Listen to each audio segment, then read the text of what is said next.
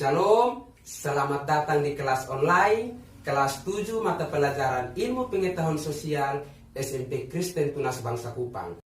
Hari ini kita akan belajar tentang keruangan dan interaksi antar ruang dalam lingkungan Indonesia.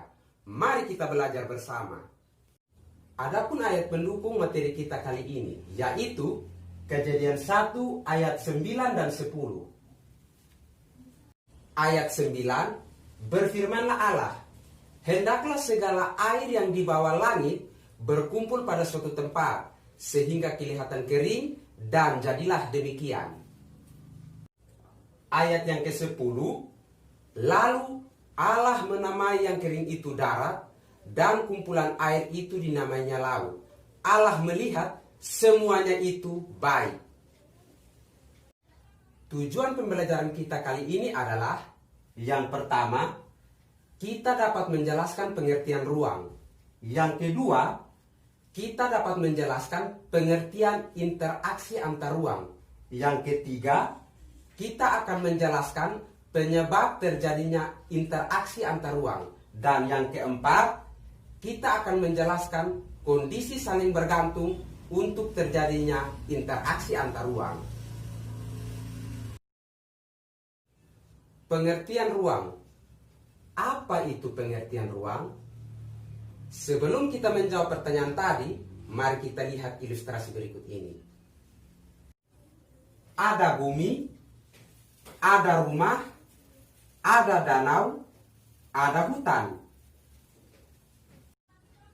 Rumah sebagai tempat tinggal manusia. Danau sebagai tempat hidup tanaman-tanaman air dan hewan-hewan air. Hutan sebagai tempat hidup tumbuh-tumbuhan dan hewan-hewan liar. Semuanya itu dalam satu kesatuan di dalam bumi.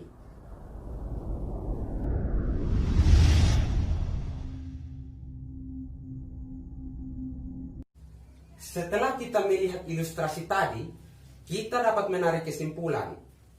Ruang adalah tempat di permukaan bumi, baik secara keseluruhan ataupun sebagian, yang digunakan makhluk hidup untuk tempat tinggal.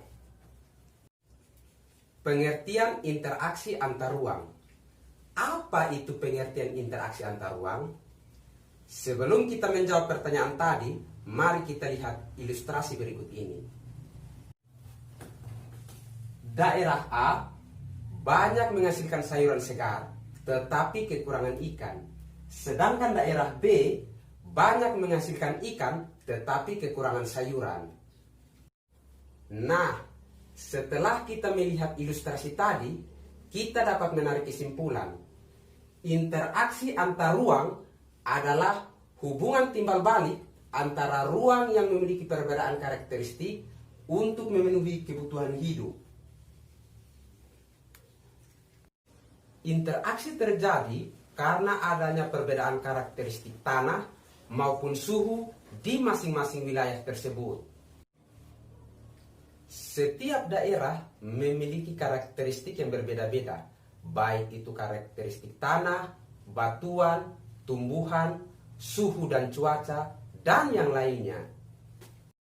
Interaksi antar ruang tersebut dapat terjadi karena adanya pergerakan orang, informasi, barang dari satu daerah ke daerah yang lainnya.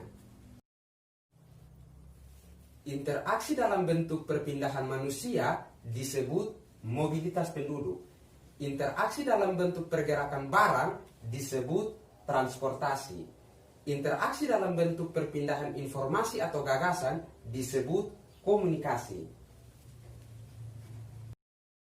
Semua interaksi ini dapat terjadi karena adanya saling bergantung antara satu ruang dengan ruang yang lainnya. Apa saja ya kondisi saling bergantung untuk terjadinya interaksi antar ruang? Ada 3 bentuk kondisi saling bergantung yang diperlukan untuk terjadinya interaksi antar ruang. Yang pertama, saling melengkapi. Di sini ada wilayah A dan wilayah B. Wilayah A surplus sayuran, dan kekurangan ikan. Sedangkan wilayah B surplus ikan dan kekurangan sayuran. Kedua wilayah ini saling membutuhkan dan saling melengkapi, yang satu dengan yang lainnya.